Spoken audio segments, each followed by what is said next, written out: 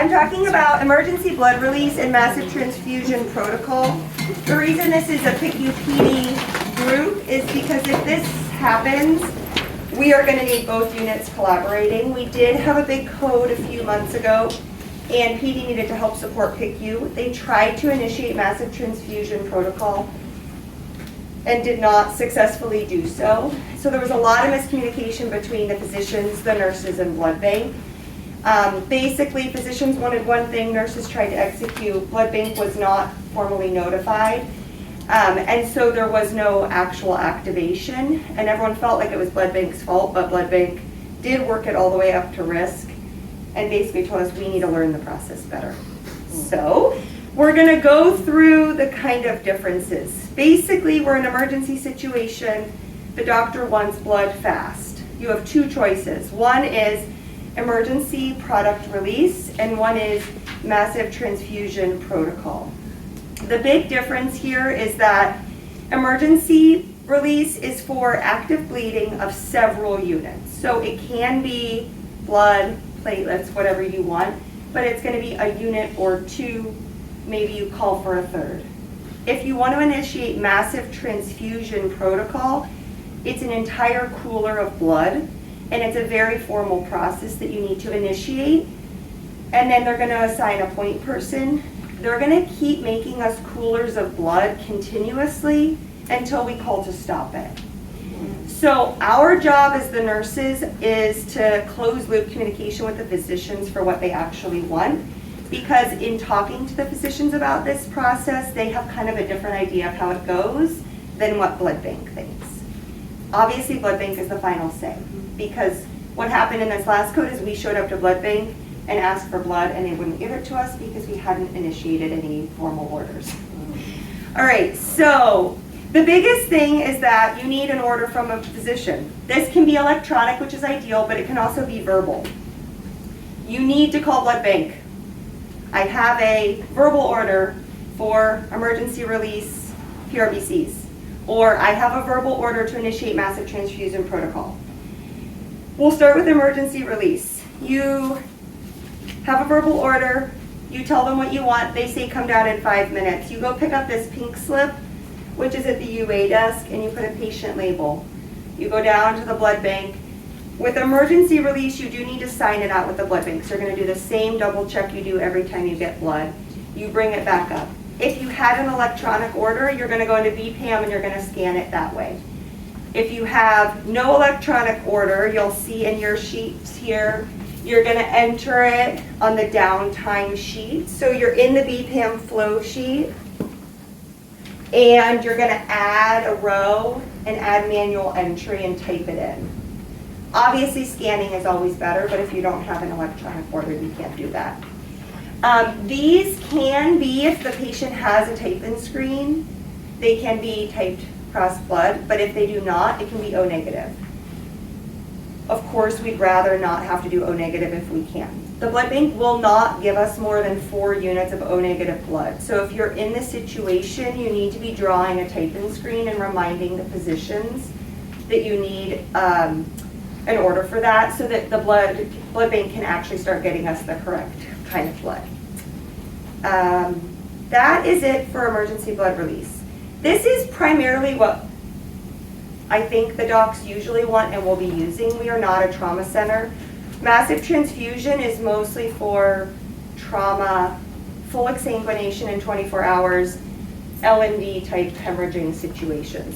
So per blood bank, massive transfusion is when your blood is turned over in a full 24 hours. The patient is fully exsanguinating, and it comes in these packs that are very specific in order to not cause coagulopathies. So to initiate massive transfusion, you're going to do the same thing. Hi, blood bank.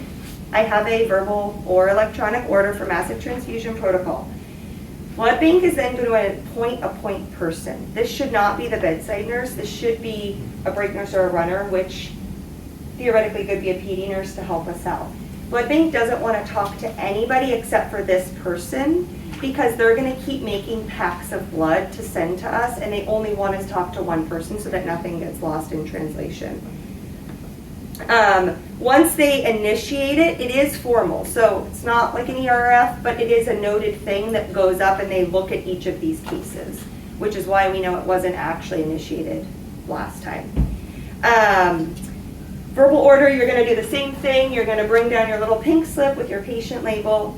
Once you get down to blood bank, 2 CLCs have already, CLS, have already checked it in blood bank. So you're just going to go down, you're going to pick up the cooler, and you're going to come back up. 2 licensed people need to check it still at the bedside. So 2 RNs, an RN, and a resident, even 2 residents could technically check it, although if you're charting it, I would put your number in. Again, if it has been miraculously entered into the computer, I'll get into that in a second, you can scan it. If not, you're going to do this downtime add entry. The reason I say miraculously is because when I was working with our physicians on this, it was created for LND and adults, and it's not created for pediatrics. So for the ages of 1 to 9 years, I believe it is, we can't actually enter it into Epic.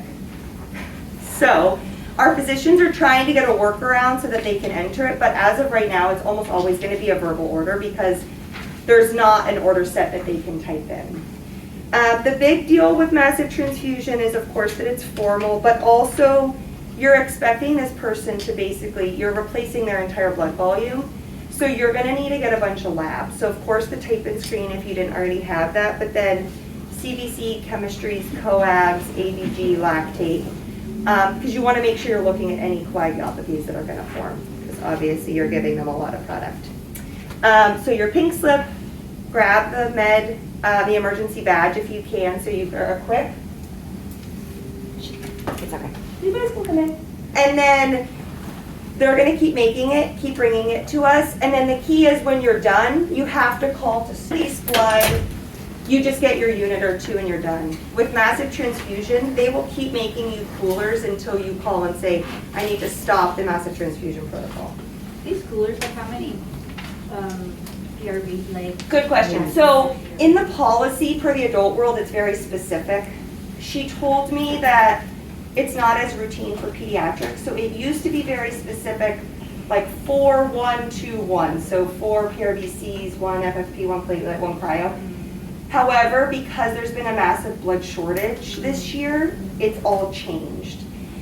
Especially because what keeps happening is the physicians call and say, I want to initiate this. And they just want the cooler, and then they only use one thing out of it, and then it all has to get thrown away. So blood bank is really frustrated also by this process, so they do want to rewrite some of the policies.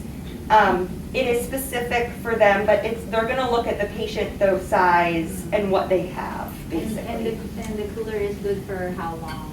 So technically, if it's in that cooler and it's on ice, I think it's 4 hours. It's still 4 hours. But the idea is that you're using all of it, and then you're getting more because they're exsanguinating. Any other questions? We are going to laminate a shorter version of this and put it on the PICU code card.